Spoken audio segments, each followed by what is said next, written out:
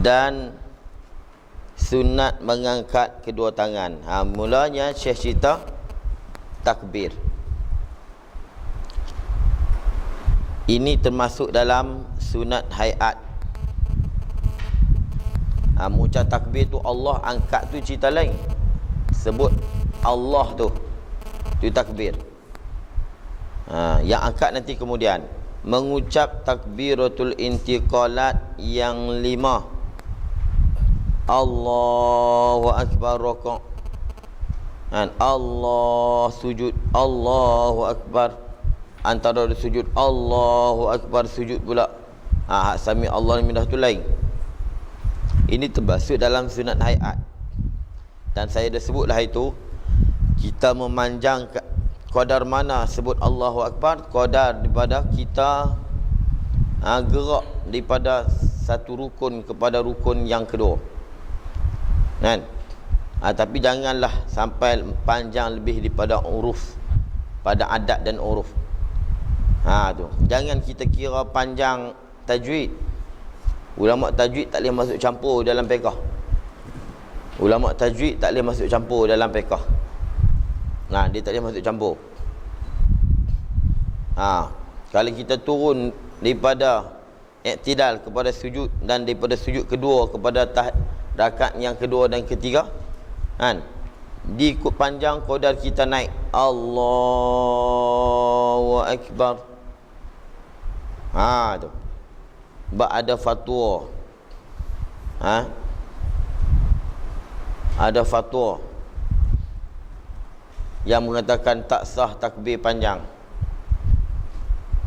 Tu. Tak, sebenarnya dia tidak ada kaitan dengan ulama tajwid. Takbir ni biar serah kepada ulama fiqh.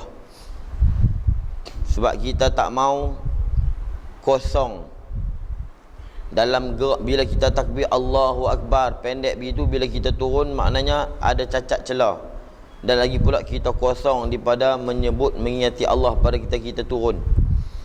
Sebab tu bila sebut Allahu akbar, penuh dengan gerak kita ni dengan berzikir. Bila kita sujud kita baca subhanallahil a'la, tapi masa turun kita sebut Allahu akbar. Dia nak setiap gerak dalam sembahyang kita ni penuh dengan zikir. Tu. Saya dah tanya daripada ulama Yaman dan ahli qiraat sendiri, ulama qiraat sendiri. Dia kata kami tak boleh masuk campur dalam ni. Yang ni itu ulama qiraat sungguh. Dia pun beritahu, dan guru dia pun beritahu jangan masuk campur dengan ulama fiqh yang kita masuk campur. Kalau ulama kata ulama fiqh kata boleh, jangan kita duk pertahan. Ini saya tanya sini ulama Yaman, Syekh Sulaiman Al-Ahdal. Daripada Universiti Sana'a. Dia belajar Masjid Haram lama dah. Saya tanya tentang tahbir tu. Dia tak ikut kita turun.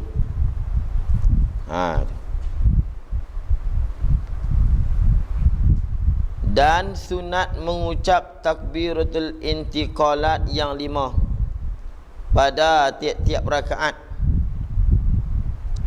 iaitu takbir rokok, takbir turun nak rokok lah, itu takbir rokok, dan takbir turun kepada sujud,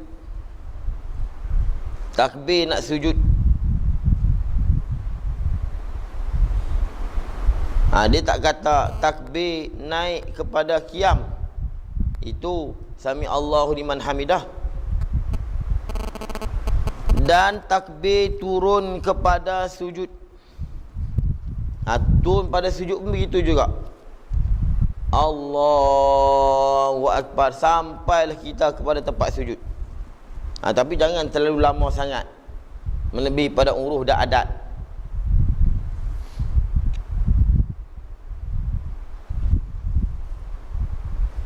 Dan takbir bangkit daripadanya daripada sujud. Kita nak baca kita nak baca apa tu?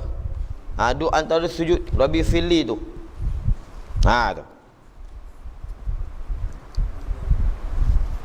Dan takbir bangkit daripadanya, dan takbir turun kepada sujud, dan takbir bangkit daripada sujud, dan takbir sujud yang kedua, kan?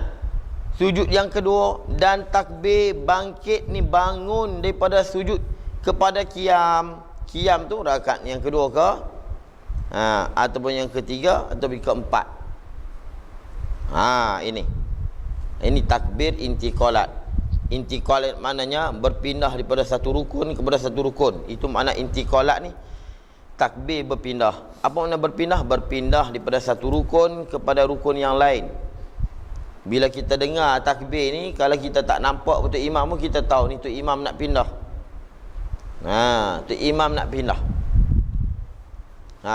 Tu dia panggil takbiratul intiqalat. Hadis riwayat pada Ibnu Mas'ud. Ibnu Mas'ud kata, ra'aitu Rasulullah sallallahu alaihi wasallam yukabbir. Aku lihat Nabi yukabbir fi kulli khabdin wa raf'in. Aku lihat Nabi ni dia akan takbir pada setiap khabdin, turun dan angkat. Wa qiyamin wa qu'udin, berdiri dan duduk. Aku tengok Nabi takbir. Ra'aitu Rasulullah sallallahu alaihi wasallam yukabbiru fi kulli khabdin wa raf'in wa qiyamin wa qu'udin. Kata Ibnu Mas'ud, aku lihat Nabi ni dia akan mengucap takbir pada setiap turun dan bangkit dan berdiri dan duduk. Raf'i ni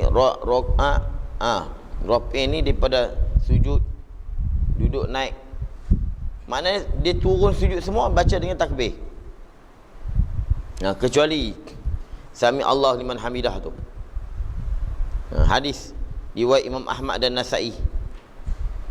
Itu. Baik. Itu takbir. Dan sunat ni sunat hay'ah, mengangkatkan kedua tangannya. Angkat kedua tangan. Angkat tu macam mana? Seperti takbiratul ihram. Angkat tu semacam mana angkat takbiratul ihram? Seperti ni pada pihak kaifiat dan kelakuan. Lagu mana kaifiat takbiratul ihram? Kita dah cerita dah dulu, macam tu lah. Setiap takbir nak pindah. Takbir nak pindah tu dia kena angkat tangan. Cuma ada di dalam rukun-rukun itu yang disuruh takbir saja tapi tak disuruh angkat tangan. Jangan kita hanya belajar angkat tangan saja. Ada yang disuruh takbir tapi tak suruh dia angkat tangan pun ada. Contohnya rakaat pertama nak naik rakaat kedua, kita bangkit naik, dia tak perlu angkat tangan, takbir saja. Yang disunatnya mana? Daripada tasyahud awal naik kepada rakaat ketiga tu sunat. Rakaat ketiga naik ke empat pun tak sunat. Ni kadang-kadang aku nak buat bagi elok, dia baru kenal Islam, aku nak buat bagi elok, aku nak angkat semua ni malah, dia kata. Tu imam pun malah kat dia kata. Buat apa tak angkat tangan? Saya pernah tengok tu, semua dia angkat tangan. Itu tandanya dia baru belajar. Kita pun jangan duk kata apa dia. Sebut dengan elok. Kalau hak baru belajar. Tapi kalau hak jenis dia berasa dia pandai ni payah. Sebenarnya yang suruh angkat tangan ni semua angkat tangan, kecuali pada ketika rakaat nak bangun daripada rakaat, itu bukan semua. Hanya pada tasyahud awal. Tasyahud awal saja kita bangkit, itu sunat angkat tangan, jangan semua. Tapi kalau kita tengok ada pok semayang nak dia nak sujud pun dia takbir, bangkit pada sujud pun dia takbir, dia nak salam takbir 3 kali juga, tu jaga. Hak tu Syiah. Dia tengok di RNR dekat tahun mana? Tu. Dia takbir 3 kali. Barangkali dia kira rukun. Setiap rukun tu kena takbir. 3 kali tu barangkali dia nak takbir selawat, at-tahiyat, selawat, mungkin salam. Tak. Dia salam. Macam nak terbang. Dia takbir. Tu kalau jumpa semua takbir tu jaga. Kalau ada menantu, ada anak tengok dia takbir banyak kali, tu beringat. Bahaya. Tu. Seperti takbiratul ihram pada pihak kaifiat dan kelakuan. Tatkala, tak mau sebut dah lah, kita sebut itu dah. Tatkala hendak rokok dan tatkala bangkit daripada rokok kepada i'tidal. Tu. Tatkala bangkit daripada rokok kepada i'tidal, daripada kepada i'tidal. Tatkala hendak rokok dan tatkala bangkit daripada rokok kepada i'tidal. Sujud jangan. Itu Syiah. Dan pada tiga tasyahud awal, tu nanti disebut di bawah.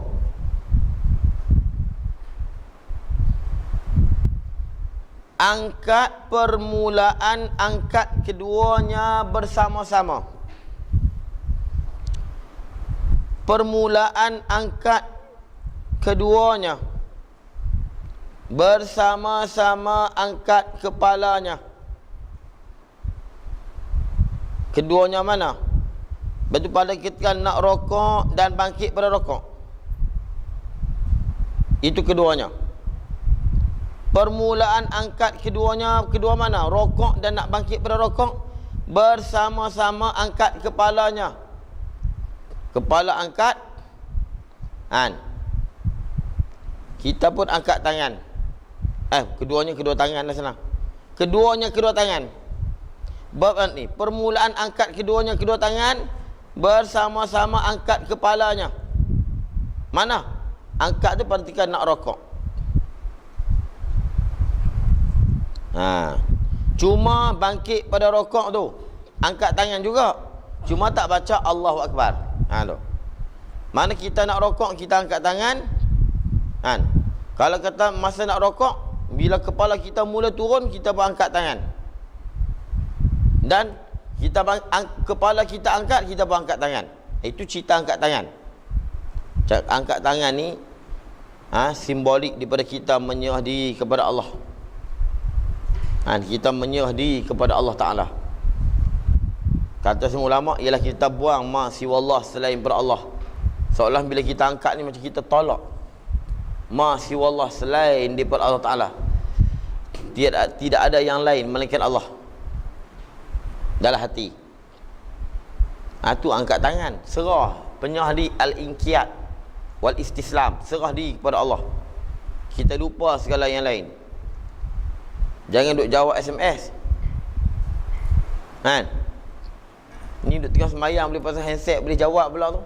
Ting. Kau WhatsApp ke? Tak payah kita duk jawab lah macam-macam alasan, buat malu ke orang. Mengakulah salah. Buat apa? Kita mementingkan manusia. Kalau mak kita mati atau sebagainya, kalau sahabat dulu orang ikut sunnah Rasulullah, semayang sifat Nabi, dihilang segala yang lain. Tak kira lah ustaz mana, tak kira lah ustaz pondok ke ustaz mana, kita pukul semua, bukan kita kata mana-mana. Kalau boleh kita buat contoh, kita sebut lah, tak kira siapa pun. Kita boleh duk jawab lagi, tak kita, dan boleh duk layan SMS, WhatsApp dan sebagainya. Dan kita jangan duk pergi jawab alasan bukan-bukan. Itu dah memang salah. Walaupun memang tak batal semayang, kita boleh jaga tak batal semayang. Ya, betul. Kita bukan lihat di sudut pekah. Lihat bila kita saat berhadapan dengan Allah, kullu ma siwal hilang. Kenapa kita boleh duk jawab? Kalau boleh tengok saja, boleh letak mungkin hingga lagi. Mungkin-mungkinlah masa terkejut, buka, letak balik. Ni tak. Pak ting. Aku duduk semayang ni, tung. Dia ni pun heran, lagu mana dia ni semayang jawab. Mohong lah. Allahu Akbar. Kita takbir ni tujuan ialah campak kullu ma siwallah, dan kita serah diri hanya kepada Allah.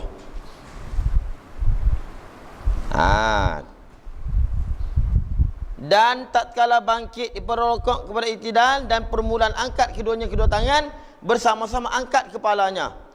Dan demikian lagi sunat mengangkat dua tangannya. Tu.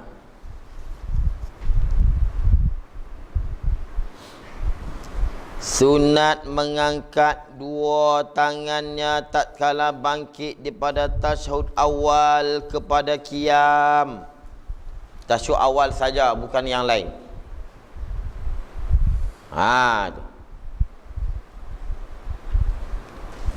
Tasyahud awal kepada qiyam. Itu pun ada hadis. Ada hadis.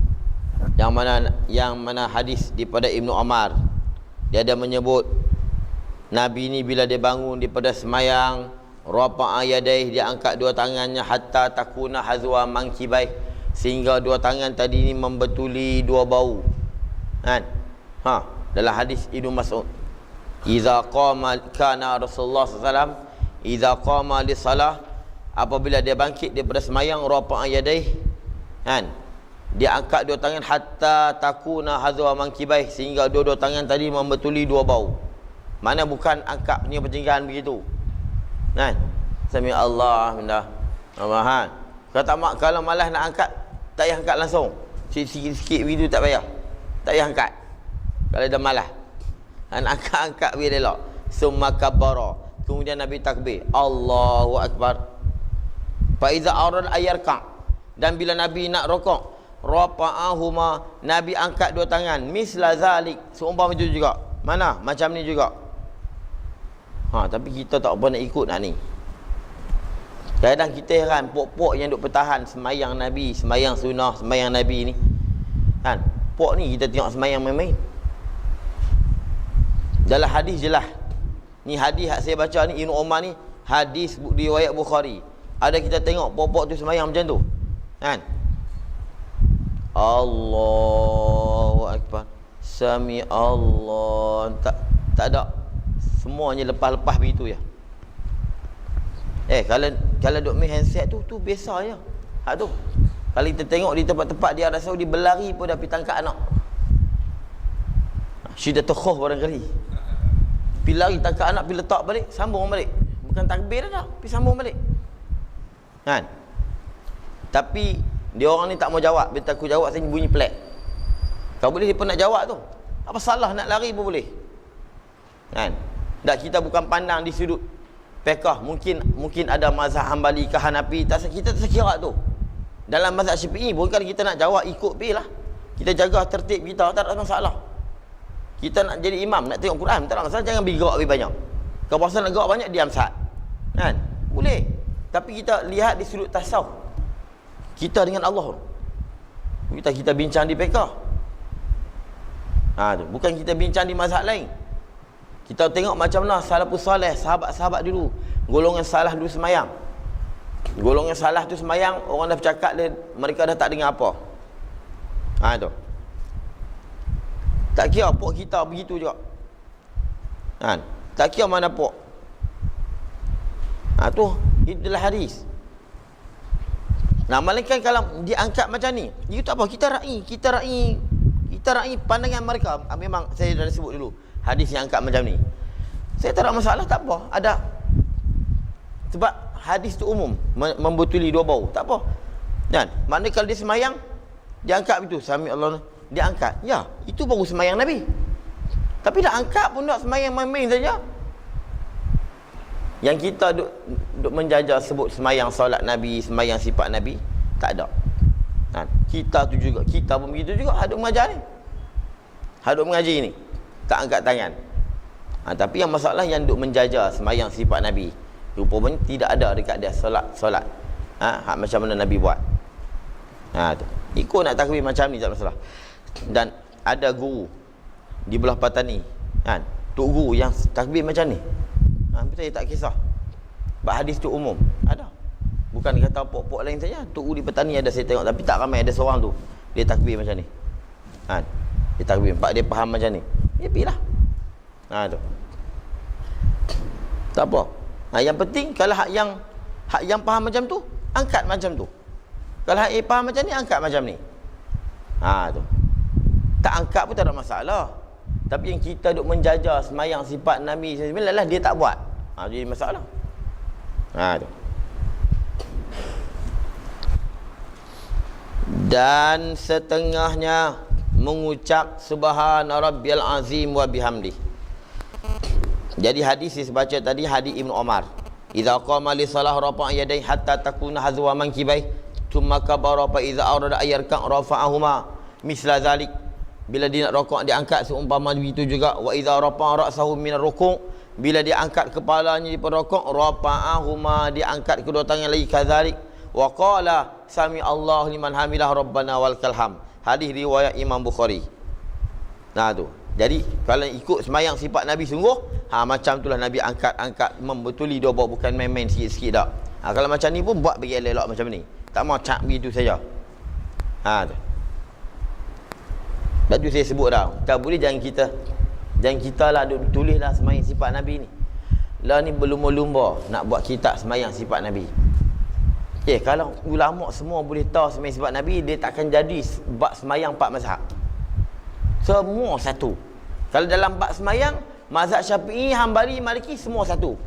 Satu kitab saja. Sebab apa? Hadis semua jelas. Tak, sebab hadis tu tak jelas. Jadilah semayang ni semayang Hanafi, ini semayang cara Maliki, Syafi'i, walaupun kebanyakannya sama. Sebab tu bila kita kata ini kitab aku semayang cara Nabi, maknanya hak dia paling elok daripada 4 mazhab tadi. Maknanya Hanafi pun tak tahu. Kalau kata hak dia ni lain pada Hanafi, dia lebih pandai pada Imam Abu Hanifah. Kalau dia sama dengan Syafi'i, tak sama Syafi'i, dia lebih pandai Imam Syafi'i. Lepas tu ulama' tu tak ada mengarang kitab semayang hak Nabi, cara Nabi. Ulama' tak berani nak tulis. Hak ke belakang ni yang berani tulis. Kalau hadis tu jelas lagu mana semayang Nabi, ulama' akan buat dah. Tidak akan ada bab semayang 4 mazhab. Kalau kita mengaji fiqh muqarran, perbezaan fiqh dalam kalau di universiti di Azhar belajar, bab semayang saja berdebat 4 mazhab ni. Bab berwuduk lagu mana, sapu banyak mana. Kita nak tu belum kita buat wuduk, cara Nabi. Tu kita perlu ingat. Kalau tidak akan jadi satu mazhab saja. Tapi kenapa jadi 4 mazhab dalam semayang? Sebab masing-masing ijtihad. Masing-masing ijtihad. Dalil zon. Dalil zon ni kita zon saja. Tu. Dalil Al-Quran hadis tu kemah qat'i. Tapi kita nak dalalah, kita nak ambil dalil tu, dia zon. Kalau kata dia qat'i, semua jadi 4 mazhab, satu mazhab saja. Dia tidak ada mazhab Hanafi ke Syafi'i ke Hambali, satu mazhab saja. Tapi dia jadi 4 mazhab. Tu 4 mazhab tu hak muktabar. Tak kira lagi yang tak muktabar. Beratus-ratus mazhab lagi yang hak tak sesat. Bukan hak tak muktabar ni mana hak tak sesat, cuma mazhabnya tak lengkap. Itu pun lain-lain pendapat. Dia faham hadis macam ni, imam ni faham hadis macam tu. Sufyan Sauri dia ada mazhab dia, tapi mazhab dia fiqh dia tak lengkap. Dia buat tak lengkap. Tu. Tu. Itu hadis tentang angkat tangan. Dan kata Syekh rahimahullah, dan setengahnya mengucap subhana rabbiyal azimi wa bihamdih 3 kali di dalam rukuk. Subhana rabbiyal azimi wa bihamdih. Cuma bila kita rukuk, kita baca azim macam mana saya dah sebut dah. Kita baca azim munasabah dengan rukuk. Kalau kita baca a'la, munasabah dengan kita sujud, munasabah Tuhan yang maha ali, yang maha tinggi martabatnya. Kita pun sujud, kita sebutlah subhana rabbiyal a'la. Jadi dalam keadaan kita hina, kita duduk di tempat yang rendah, kita ingat Tuhan yang maha tinggi. Tinggi bukan duduk tempat yang tinggi, hanya sebut tinggi itu tidak ada kita tak boleh nak sebut keadaan Allah, melainkan kita sebut apa yang ada pada manusia. Apa yang manusia tahu, mana setiap yang tinggi tempat-tempat yang mulia. Manusia bila sebut tinggi, manusia memuliakan tempat-tempat yang tinggi. Bila sebut tinggi, itu tempat yang mulia. Bila berkahwin, duduk pelamin, duduk tempat yang tinggi. Artis menyanyi pun duduk di atas pentas yang tinggi. Itu tempat mulia. Jadi sebutlah tinggi. Bukan makna Tuhan duduk di atas langit. Macam mana hadis Jariyah kan? Jariyah tanya, Aina Allah? Nabi jawab, Fis sama', di langit. Tu. Tapi kita berdalil kita Tuhan duduk di langit. Pitulil muqayyasah dia panggil. Itu saya dah cerita banyak kali. Baik. Subhana rabbiyal azimi wa bihamdih. Tu. Subhana rabbiyal azimi wa bihamdih. Jadi kalau orang tanya, itu logiknya. Dalam hadis banyaklah. Dalam hadis Uqbah bin Amir, dia kata, lamma nazalat sabbih isma rabbikal a'la, ada fasabbih bismi rabbikal azim, surah Al-Waqi'ah. Kata Uqbah bin Amir, bila mana turun ayat fasabbih bismi rabbikal azim, utak tasbihlah kamu kepada Tuhan kamu yang azim. Lalu kata Uqbah apa? Qala lana Rasulullah SAW, Rasulullah kata kepada kami, ija'aluha fi ruku'ikum, kamu jadikan bacaan sabbih rabbikal azim ini dalam rukuk kamu. Cuma jangan duk pergi baca fasabbih bismi rabbikal azimnya duk baca begitu. Kita buat bagi eloklah. Subhana rabbiyal azim, subhana rabbiyal azim. Wa bihamdi tu riwayat lain. Kan? Wa bihamdi tu riwayat lain. Cuma cuma sabbih isma rabbikal azim tu Nabi kata apa? Ija'aluha fi ruku'ikum. Dan kata Uqbah bin Amir, falamma nazalat sabbih isma rabbikal a'la, sabbih isma rabbikal a'la, qala lana, maka Nabi kata kepada kami, ija'aluha fi sujudikum, kamu jadikanlah bacaan sabbih isma rabbikal a'la ini di dalam sujud kamu. Lalu kita gubah sikit. Mana? Subhana rabbiyal azim, subhana rabbiyal a'la, subhana rabbiyal a'la.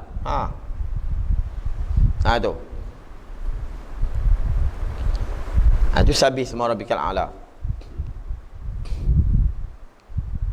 Sebab tu Nabi SAW kata Uqbah bin Amir, bila dia rokok, dia kata, kemudian Nabi kata tu, sahabat dia tak akan buat lagi. Dia akan tengok Nabi kata begitu, lalu sahabat dengar. Bila Nabi kata fasabbih bismi rabbikal azim, Nabi kata, jadikanlah bacaan tasbih ini dalam rokok kamu. Sabbih isma rabbikal a'la, Nabi kata, jadikan bacaan tasbih ini di dalam sujud kamu. Lalu kata Uqbah, bakana Rasulullah SAW iza raka'a qala, Nabi bila dia rokok dia kata, subhana rabbiyal azim wa bihamdi, salasan, subhana rabbiyal azim wa bihamdi, subhana rabbiyal azim wa bihamdi, wa iza sajada qala subhana rabbiyal a'la. Itu dalam hadis. Itu. Dan subhana rabbiyal a'la wa bihamdi, dalilnya satu je lah. Tu dalilnya satu. Hadis riwayat Imam Abu Daud dan Imam Baihaqi. Di dalam sujud baca ini 3 kali. 3 kali. Kita baca 3 kali. Dan dilebihkan pada rokoknya. Kemudian daripada tasbihnya, dilebih ni sunat dilebih. Jangan duk faham wajib pula. Tapi dia tak sebut sunat, tak apa, sebab duk cerita sunat. Takut kita yang tak apa nak faham ibarat dia bagi. Tu. Dan dilebihkan ni ditambah pada rokoknya ni, dilebih ni ditambahkan bacaan pada rokoknya, di dalam rokoknya, kemudian ni pada tasbihnya, selepas kita baca subhana rabbiyal azim wa bihamdi. Tapi ini jika orang munfarid, jika orang munfarid ni yang sembahyang seorang diri, Jangan dia semayang dengan orang ramai, apatah lagi dia jadi imam. Kalau dia jadi imam, dia baca hak ni, esok pakat tamu ikut dia. Masuk-masuk dalam masjid, alamak tu imam ni, kan, lambat-lambat.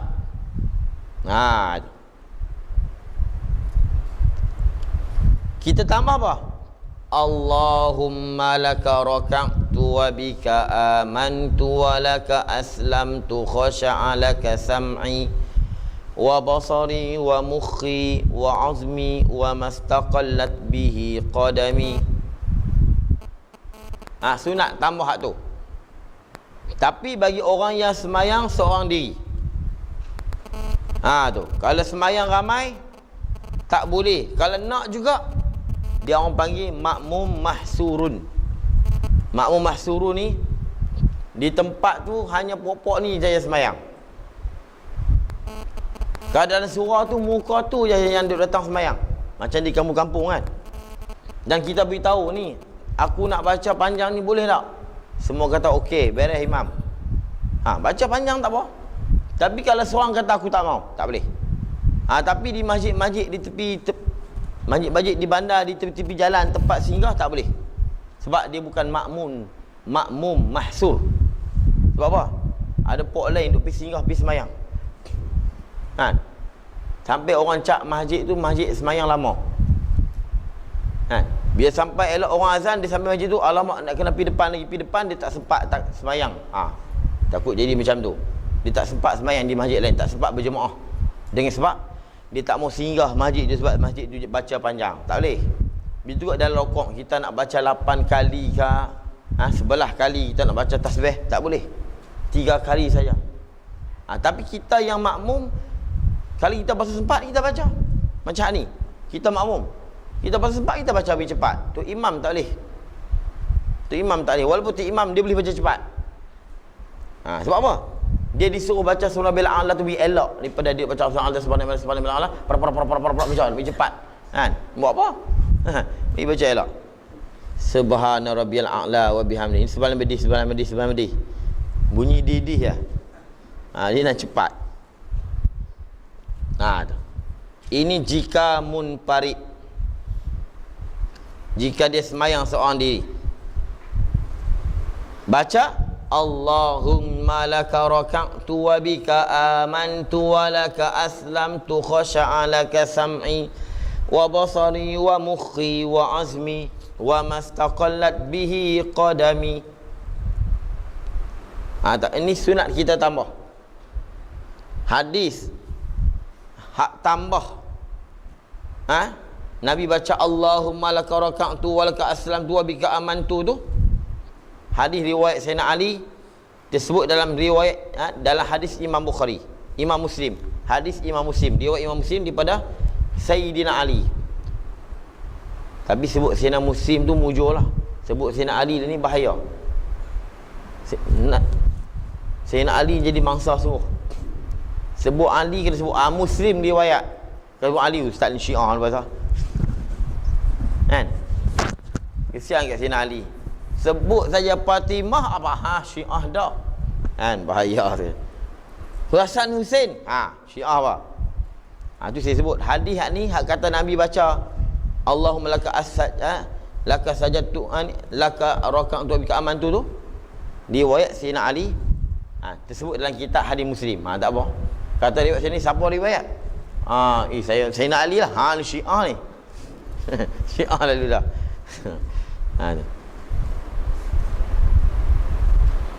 Habis. Allahumma laka raka'tu, ya Allah, kepada kau aku rokok, dan dengan engkau aku beriman, dan kepada kau lah aku menyerah diri, khasya'a laka, khusyuk dan tunduk kepada engkau oleh sam'i, pendengaranku, wa basari, penglihatanku, wa mukhi, dan otakku, wa azmi, dan tulangku, wa mastaqallat bihi qadami, dan barang yang terasin oleh dua tapak kakiku. Habis. Demikian. Jadi hadis hak baca Allahumma laka raka'tu tu, hadis riwayat Imam Muslim. Nak tengok dalam kitab Salatul Musafirin, Dan ni internet ada kan. Kitab Salatul Musafirin, bab doa fi salatil lail, dalam hadis Muslim. Nak tengok di situ. Tak mau hurai di hadis tu, kita pun tak mau nak hurai di terjemahan tu biar habis. Tu pergi tengok sendiri. Nanti jadi panjang. Demikian lagi dilebihkan kemudian daripada tasbih 2 sujud. Itu. Demikian lagi dilebihkan kemudian daripada tasbih 2 sujud lah. Subhana rabbiyal a'la tu kita baca apa selepas pada tu? Allahumma laka sajadtu wa bika amantu wa laka aslamtu sajada wajhi. Tukar di situ. Telah sujud wajahku lillazi khalaqahu, kepada Tuhan yang menciptanya wajah itu, wasawwarahu, Tuhan yang membentukkan rupa yang merupakan wajah itu, wasyaqqa samahu, Tuhan yang memecahkan pendengaran, wabasaruhu, dan penglihatan. Dulu mata tertutup, telinga tertutup, tak dengar. Kemudian lalu kita mendengar dan melihat. Tabarakallah, maha tinggi Tuhan, ahsanul khaliqin, sebaik-baik yang mencipta. Kita baca lepas sujud tu, subhana rabbil a'la bihamdi, subhana rabbil a'la bihamdi, subhana rabbil a'la bihamdi, Allahumma laka sajadtu wa bika amantu wa laka aslamtu sajada wajhi allazi khalaq wa sawsha wa syaqqa sam'ahu wa basar, tabarakallah ahsanul khaliqin. Dan setengahnya sunat mengucap. Tu. Sunat mengucap sami Allahu liman hamidah. Hadis yang menyebut kata baca Allahumma laka sajadtu wa bika amantu tu, hadis Sayyidina Ali, riwayat oleh Imam Muslim dalam hadis dia. Dalam hadis Imam Muslim juga, dalam kitab bab Salatul Musafirin juga. Bacaan tu, tengok di situ.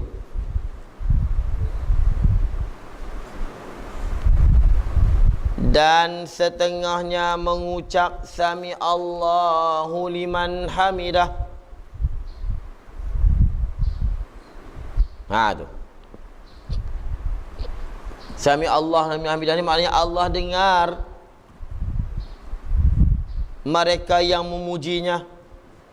Dengar ni bukan dengar saja, Allah beri pahala. Maknanya Allah menerima pujian orang yang memuji. Apa makna menerima? Allah memberi balasan pahala kepada mereka yang memuji. Tu sami Allahu liman hamidah. Serta permulaan angkat kepalanya. Baca itu serta permulaan angkat kepalanya. Angkat kepala bangun daripada rokok kepada i'tidal. Bukan kita bangun dulu kemudian baru kita baca sami Allah. Mula-mula angkat tu sami Allah, dia macam takbir Allah akbar. Sami Allahu liman hamidah. Itu. Permulaan angkat kepalanya. Maka apabila berdiri, dia dah berdiri betul. Berdiri mana tegak berdiri, iaitu i'tidal. Maksud berdiri ni i'tidal. Dibacanya Rabbana lakal hamdu mil'as samawati wa mil'al ard wa mil'a ma syi'ta min syai' ba'd. Tu. Ini pun kalau kita yang semayang seorang diri. Kalau kita semayang berjemaah yang ramai, sami Allahu liman hamidah, Rabbana lakal hamd. Kita nak tambah mil'as samawa wa mil'al ard wa mil'a ma syi'ta min syai', tapi tu kalau kita tambah pun dia tak nampak ketara sangat. Tak nampak ketara sangat. Tapi boleh dah dengan kita kata Rabbana lakal hamd atau Rabbana walakal hamd, ada riwayat Rabbana walakal hamd. I'rab tu saya tak mau nak i'rab jadi panjang, kan nak sebut nanti takut pula ada yang tak pernah belajar tata bahasa Arab jadi payah. Rabbana lakal hamd, Rabbana walakal hamd mil'a tu kan. Tu. Ini hadis ni juga hadis Sayyidina Ali juga yang sebut. Sayyidina Ali kata anna Rasulullah sallallahu alaihi wasallam kana idza rafa ra'sah Nabi bila diangkat kepalanya minar raka'ah daripada rakaat, qala sami Allahu liman hamidah, Rabbana lakal hamdu mil'as samawati wal ard wa ma bainahuma wa mil ma syi'ta min syai' ba'. Tu. Hadis riwayat Imam Muslim juga. Pergi tengok pada bab yang sama, kitab Salatul Musafirin, bab doa bi salatil lail. Itu.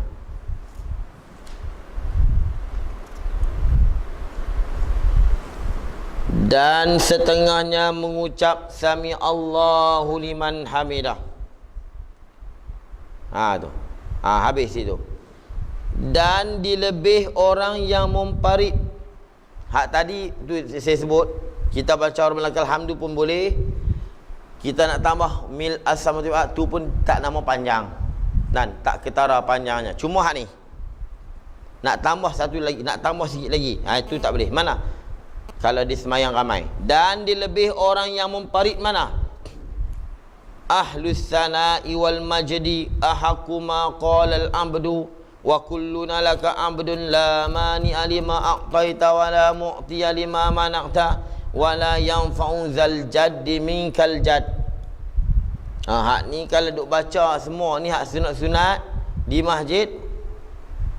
Jangan kata orang luar dalam kampung tu semua berkata tak datang. Orang dalam kampung pun tak datang. Tok Bilal pun tak datang. Tok Siap pun tak datang. Panjang sangat. Tu.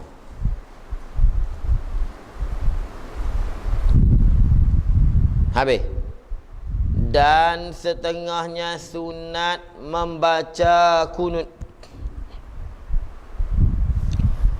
Sunat membaca kunut. Cuma hadis baca sami Allah baca Allahumma Rabbana lakal hamdu mil as-samawati wal ardi, hadis daripada Abi Sa'id Al-Khudri. Hadis Abi Sa'id Al-Khudri terdapat dalam kitab Imam Muslim, dalam kitab Salah, ma yaqulu idza rafa'a ra'sahu min ar-ruku', dalam kitab semayang juga dalam hadis Muslim. Tu. Dan setengahnya sunat membaca kunut pada rakaat yang kedua daripada subuh. Sunat membaca kunut pada rakaat yang kedua daripada subuh. Sunat baca kunut. Tapi rakaat yang kedua pada subuh. Ini pun kita dah bincang dah pada sunat hayat dulu. Setengahnya sunat membaca kunut pada rakaat yang kedua daripada subuh, daripada semayang subuh. Jadi ada pokok yang mengatakan kunut ni bid'ah. Itu satu. Kemudian dia pun kata dalil kunut ni bid'ah. Nabi tak buat kunut. Dia tanya kita, kenapa Nabi kamu tak kunut semayang yang lain? Tu. Kenapa kamu tak kunut semayang yang lain? Dalil kunut ialah daripada hadis Anas bin Malik. Itu tak apalah. Kalau ditanya kenapa ditentukan baca kunut dengan pada waktu subuh? Kerana mulianya subuh. Yang kedua kerana pendeknya subuh. Dia nak dalil sangat. Pertama, subuh tu mulia. Walaupun salatul wusta tu mazhab Syafi'i asar, tapi pahala subuh ni dia lain. Pahala kita pergi berjalan ke subuh tu dah dapat lain dah. Asar tu diri dia tu, tapi tu pun dalam mazhab lain khilaf. Yang mengatakan salatul wusta tu semai asar tu mazhab kita Syafi'i. Mazhab lain bukan. Mazhab lain kata setengah sembahyang Jumaat, kata setengah sembahyang subuh, ada kata sembahyang zuhur, macam-macam. Dalam mazhab Syafi'i itu sendiri pun ada yang mengatakan bukan sembahyang asar, ada kata sembahyang tahajud. Tapi subuh ni Dengan sebab sembahyang subuh ni sembahyang yang cukup mulia. Sebab dalam hadis menyebut kalau orang tahu fadilat subuh ni, dia sanggup merangkak, walaupun dia sakit, dia sanggup merangkak berjalan pergi ke masjid. Kalau dia tahu kelebihan sembahyang subuh berjemaah di masjid, dia sanggup merangkak, demam-demam pun sanggup merangkak. Tu. Jadi cerita sembahyang subuh ni memang maklum. Lagipun sembahyang subuh ni guni je. Tak, kalau saya tak ukur hadis pun, kita yang bijak, mana sembahyang yang paling susah sekali, yang paling waktu yang cukup berharga, yang cukup kita masa tu cukup berharga bagi kita, mana? Waktu subuh. Mana? Kita tidur, nak bangun daripada tidur. Sembahyang lain mudah, main subuh nak bangun tidur, Allahu Akbar. Nah, sudah pasti sembahyang subuh tu banyak ganjaran pahala dia. Sebab tu kita disuruh berkunut pada sembahyang subuh. Yang kedua, kerana sembahyang subuh pendek. Sembahyang subuh pendek. Bila dia pendek, disuruh kita baca kunut. Sembahyang lain panjang, nak tambah kunut pula. Sebab tu Nabi khusus dengan sembahyang subuh. Dan lagi pula, kerana subuh itulah akhir sembahyang yang disembahyangkan oleh Jibril kepada Nabi SAW di Baitullah. Dan doa ni sunat waktu bila? Doa ni, doa lah secara umum lah, doa ni sunat di akhir, betul? Mana orang baca doa sembahyang ni kemudian baru sembahyang, kan? Walhamdulillah Rabbil Alamin, pakai balik habis. Nak baca doa selepas sembahyang. Dalam hadis Nabi sembahyang, Nabi doa lepas sembahyang.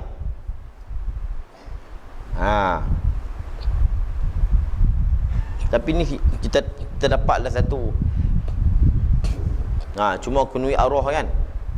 Kita buat kunui lah.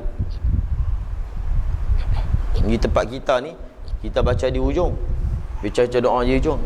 Tapi kalau di Patani, dia baca doa dulu, buat arwah dulu. Dia buat arwah dulu, baru dia makan. Tapi tak apalah, doa tu selepas arwah. Betul juga. Tu bab lain lah. Betul juga. Cuma di antara makan dengan arwah, di antara makan dengan kita buat arwah, mana dulu? Tapi doa tak ada masalah. Doa memang di hujung, tahlil dulu, doa di hujung. Makan tu sebagai penambahan saja, kan? Kalau di belah Thailand, dia makan dulu, baru dia tahlil. Jadi bila kita makan dulu baru tahlil, barulah kita ni berzikir, barulah tak teringat kepada nasi dan sebagainya, kan? Tapi bila dah makan kan mengantuk, kan? Dia pun tak semangat dah. Lepas tahlil ni tak ada apa dah lah. Kita kadang-kadang dia sanggup biar lapar dulu, biar pergi selesai baru makan, baru sedap, kan? Tapi dia orang di sana dia tak mau. Makan bagi kenyang dulu. Dan dia makan kenyang pula. Dia makan bukan macam kita, dia bagi kenyang betul-betul. Di Thailand ni, di Patani, kalau kita pergi kenduri, lagi kita tak kata cukup, dia akan bawa, dia tak tanya dah banyak mana nak tambah tak. Dia tengok, dia akan tambah. Di mana orang pegang, bawa ni, bawa gulai ni, bawa ni, kalau kita tak tanya, dia bubuh. Habis, dia pergi ambil pula, dia bubuh sampai kita kata cukup. Kalau tak kata cukup, lepas tu buat tahlil baru semangat. Jangan tidur sudah, baru semangat buat tahlil. Jadi kita jawab subuh ni, dalih kunut tu banyak kita duk jumpa dah, kita boleh buka dalam internet dan sebagainya. Tapi kita takut ada puak-puak ni, dia kata apa? Kunut ni Nabi tak buat. Okey, tak apa. Kalau kita sebut dalih, dia petikai dalih, kita sebut dalih, dia akan tanya. Dia sebut dalih dia pula Nabi tak berkunut. Kemudian dia kata, kenapa kunut ni hanya di subuh? Kita tak boleh jawab, kita kalah. Kita jawab, kunut hanya dikhusus pada subuh. Pertama, mulanya subuh. Mulanya subuh tak perlu orang main hadis banyak, kan? Waktu subuh tu memang maklum lah, waktu yang cukup payah kita nak bangun, time kita tidur. Sudah pasti ganjarannya. Kalau kita tak baca hadis pun, kan, kita mesti kita boleh hukum dah, subuh ni memang kelebihan yang cukup hebat. Sebab subuh paling payah orang bangun, kan? Yang kedua, kerana subuh tu pendek. 2 rakaat saja. Tu. Yang ketiga, kerana subuh ni dia sembahyang terakhir. Jibril ajar Nabi sembahyang ni, Jibril sembahyang haklah subuh. Jadi bila sembahyang subuh ni, sembahyanglah kunut ni dia doa. Di antara sembahyang yang 5 ni, mana kita nak doa? Kita doa hak di subuh lah. Takkan doa di zuhur, zuhur tu yang awal. Kalau kita doa, kita baca kunut di waktu zuhur, seolahnya macam kita baca doa sembahyang dulu kemudian baru sembahyang. Kan? Dia kena ada hujah. Kadang orang ni dia berdebat di domain dalil yang syubhah. Dalil tu bukan dalil dia betul pun sebenarnya, tapi sebenarnya kita pun tak tahu. Kita nampak itu dalil, sebenarnya bukan dalil. Ma yuzannu dalilan walaysa bidalil. Itu dalil syubhah. Disangka dalil, sebenarnya bukan dalil. Betul, kalau kita tak pandai, walaupun kita duk balik betul pun, orang nampak kita ni tak betul. Orang nampak kita kalah. Bila kita tidak ada adab-adab, dia panggil adab bahas wal munazarah. Dia ada di ilmu, nama dia ilmu jadal, ilmu nak berdebat, nak bertengkar. Kan? Tu. Dan jangan pula kita lari daripada tajuk intishar maudhu'. Malam saya hadir juga di situ. Kebetulan saya tak ada mana. Pertama, intishar maudhu'. Tajuk tentang apa? Bid'ah hasanah tu dah lari jauh. Kan? Kemudian banyak syubhah-syubhah dalil yang terdapat dalam tu yang ulama guna untuk lain, dia guna untuk lain. Kan? Tu. Dia tak ada penyelesaian. Jadi pakat mengutuk aku. Kan? Manusia macam-macam. Kan? Hak faham macam tu. Semalam saya kata, kalau ulama tabligh mai, dia akan hantam semua dua puak. Apa? Hangpa duk berdebat, main Isya budak lagi. Jadi macam tu. Mai Maulana tabligh mai, duk bahas bid'ah hasanah, bid'ah sayyi'ah, hangpa tak main jemaah hari. Tu kata kita payah. Kan? Duk ulama tabligh, mai ulama tarekat pula, kamu semua lupa Tuhan. Kan? Bertengkar kerana semata-mata nak bangga. Mirak.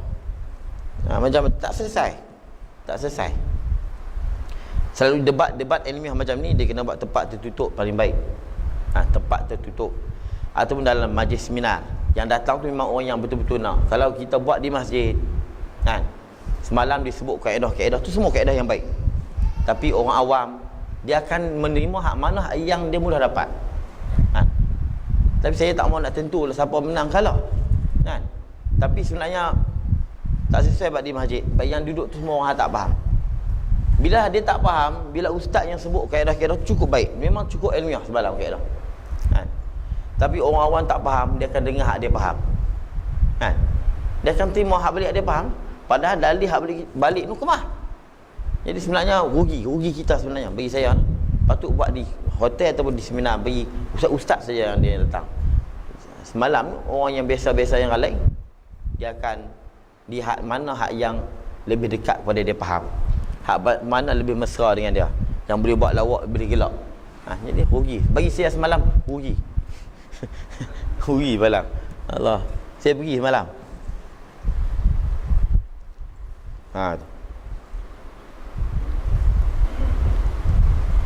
Baik. Ini membaca kunut. Dan setengahnya sunat membaca kunut pada rakaat yang kedua.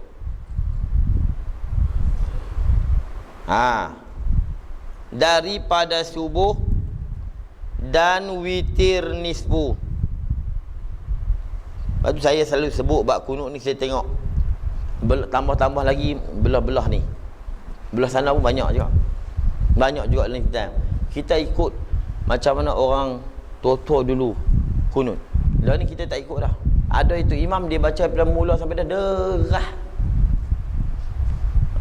Allahumma hadina fi man hadayta wa afina fi man sampai habis. Ada itu imam pelan. Ada imam sekerat.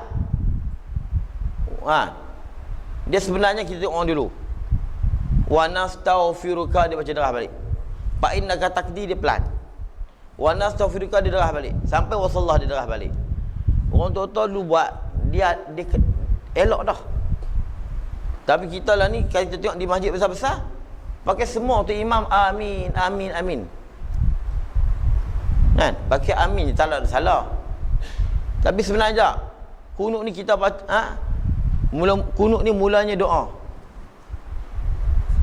Bila Tok Imam baca, kita amin. Kan? Bila Tok Imam baca, kita amin lah. Allahumma hdina fi man hadait. Kan? Wa afina fi man amin. Kita amin, kita mahu dia. Kan? Bila fa innaka taqdi tu bukan doa dah. Bila bukan doa, kita baca. Lepas tu, jadi Tok Imam bagi laluan, fa innaka taqdi, semua kena baca. Hanya fa innaka taqdi, amin, kita amin juga. Tu bukan doa. Saya tengok banyak di masjid besar-besar ni. Kan? Saya ada di pihak JAKIM telefon. Dia tanya masalah ni, sebab apa pelan derah. Kenapa kita tak baca derah? Saya sebut kitab semua, tak apa. Dia boleh JAKIM daripada telefon. Sebab apa kita ikut ini. Saya bagi sihat orang tua-tua luar, dia ada dalil dah. Pak Ina kata taqdi. Kemudian wa nastaghfiruka wa natubu ilaik. Dia derah balik. Sebab apa? Ini doa. Bila doa kita makmum amin je lah. Amin. Wa nastaghfiruka wa natubu ilaik. Wa sallallahu alaihi wasallam. Sallallahu tu pun doa. Tu. Sallallahu tu kalau ikut guru saya amin juga. Tapi apa nak baca apa tak apalah. Kalau di Pondok Gok Bayang tempat saya belajar tu, Rasulullah yang tu amin juga. Rasulullah amin. Sebab dalam kitab sebut sallallahu ni khabarih lazal insya'ah maknan. Kita nampak je berbentuk khabar tapi sebenarnya dia doa. Apa makna sallallahu? Ya Allah, rahmatkanlah Nabi Muhammad. Amin. Tapi tak apa nak baca pun tak apa. Tak nak baca tak apa. Tapi kita kena tahu kan. Bila kata fa inna kata taqdi, imam slow. Sebab imam memberi ruang untuk kita baca sama. Kalau imam derah, makmum pakai tak baca. Dia makmum pun amin juga. Kemudian wa nastaghfiruka, imam derah balik. Sebab apa? Ini doa balik. Hak tadi mencelah. Ini doa, bila doa balik, bila imam derah, makmum slow. Makmum kena amin. Wa nastaghfiruka wa niat. Fa innaka taqdi wa la dia baca slow. Wa nastaghfiruka, itu doa balik. Ni saya tengok mata masjid, tok imam daripada awal belah derah dia seorang. Makmum pun amin, amin, dia tak baca kunut. Tapi tak apalah, tak salah. Bukan ada salah apa. Saya bukan jenis kerah habis tu, oi tak sah dak. Sebenarnya betulnya orang dulu buat. Tak apa sini dulu macam ni kat orang tua-tua dulu. Macam saya sebut. Pak Ina kata taqdi slow, warna sampai ke darah. Kan? Lah ni banyak tu imam banyak baca. Dia sapu semua. Ada yang tapi yang banyaknya mana? Pak Ina kata taqdi tu dia slow sampai Rasulullah. Warna sampai kau pun dia slow juga. Tu banyak juga. Fa inna kata kadi Rasulullah Allahu akbar. Ada juga yang betul macam orang tua dulu semayang. Fa inna kata kadi baca pelan wa nastaghfiruka wa natubu ilaik. Doa balik tu kita amin. Gitu. Wa sallallahu alaihi wasallam. Kita nak kata amin pun boleh, tak mau kata tak apa. Atau kita nak baca selawat pun baca. Tapi kalau guru saya dan memang ada dalam kitab Bajuri, selawat itu merupakan doa. Jadi wasallallahu alaihi wasallam itu amin juga. Kalau kita pergi di pondok-pondok yang wasallallahu alaihi wasallam wa ala alihi wasallam amin, jangan kata ni pondok sesat mana pula. Jangan. Tu. Selalu saya ulang. Ni saya sebut dah situ. Kat mana masjid kalau datang bab kunut saya akan sebut. Sebab bukan kata di sini. Di kampung mula ni dah depa tinggal cara orang dulu. Orang dulu dia ada tok guru yang bimbing depa. Kita tak ada tok guru bimbing.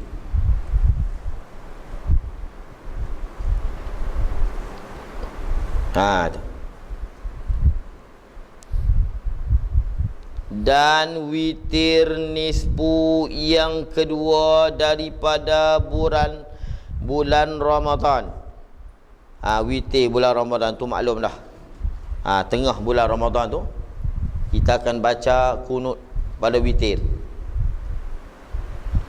Tapi boleh tak kalau kita baca kunut pada nisfu yang pertama? Maknanya 14, 13, 12 daripada yang pertama. Boleh tapi makruh. Tu. Tu makruh.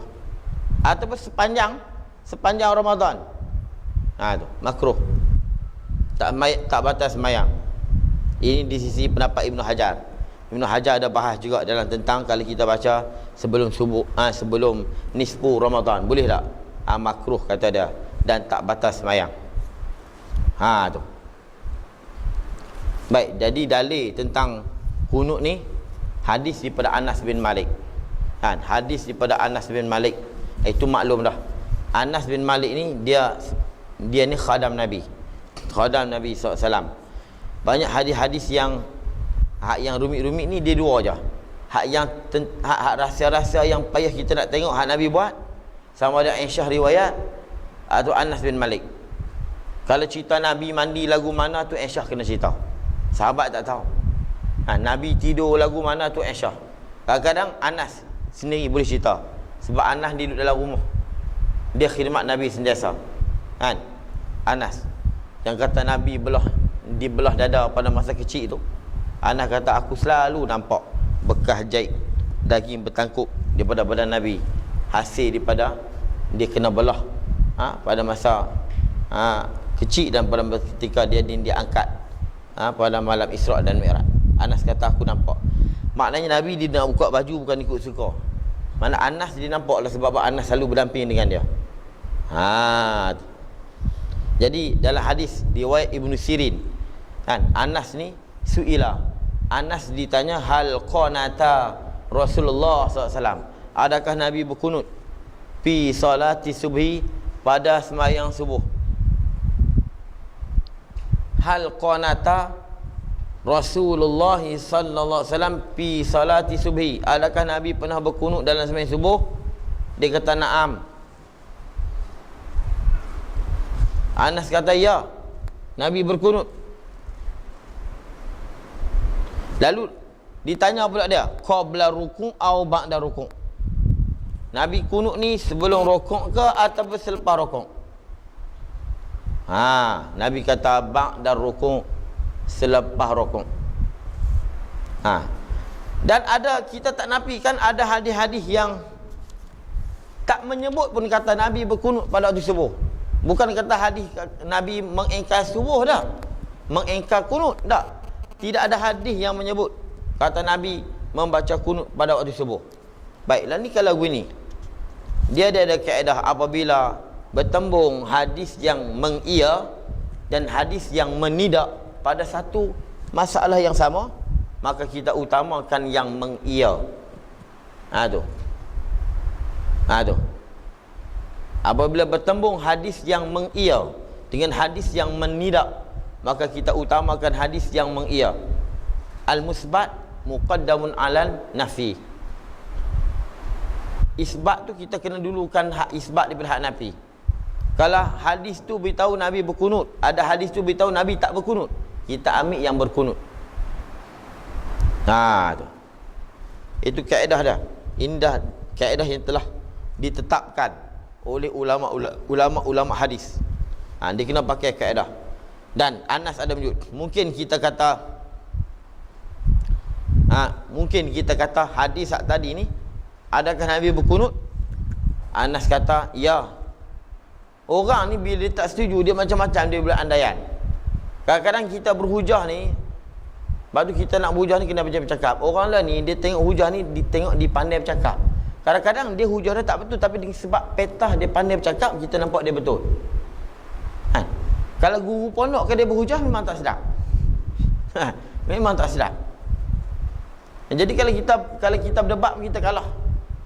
Dia guna akal, dia guna logik dia. Ni kalau kita kata Anas disoal adakah Nabi berkunut, Anas kata na'am. Dia berkata mungkin hak ni sis, kalau dah tanya Nabi berkunut, ya Nabi berkunut lah, tapi dia tak beritahu kata selalu. Dia tak beritahu kata Nabi tu sentiasa berkunut. Tapi dia ada hadis yang lain. Anas kata apa? Ma zala Rasulullah sallallahu alaihi wasallam, sentiasa Nabi yaknutu berkunut. Ma zala ni sentiasa, hatta faraqad dunya, sehingga dia meninggal dunia. Mazala ni sentiasa. Yaknutu fil fajar, pada sembahyang subuh. Fil fajar ni pada sembahyang subuh, hatta faraqad dunya, sehinggalah Nabi meninggal dunia. Hadis riwayat Imam Ahmad, riwayat Daruqutni, riwayat Imam Bahaki dengan sanad yang sahih. Dan Imam Nawawi mengatakan hadis ni sahih dalam kitab Majmu'. Tu. Jadi apa kita nak takut baca kunut? Dan kita pun kalau puak tak baca kunut sudah. Jangan mereka mengatakan kita bid'ah. Kita tak suruh bergaduh apa. Dia tak mau baca kunut sudah. Jangan duk bergaduh. Yang kita duk bergaduh sebab mereka menghukumkan kita ni buat bid'ah. Ni yang kita nak bergaduh. Kalau mereka tak kata apa, tak ada masalah, biarlah. Dan pada tiap-tiap sembahyang jika kedatangan bala. Saya bahasa kena berhenti situ. Sebab panjang tu doa tu. Kita berhenti asalnya tengah jalan tu, tak apalah. Dan sunat baca kunut pada tiap-tiap sembahyang jika kedatangan bala, dia panggil kunut nazilah. Berhenti situ. Sebab panjang kita nak baca tu doa tu. Tanda di situ.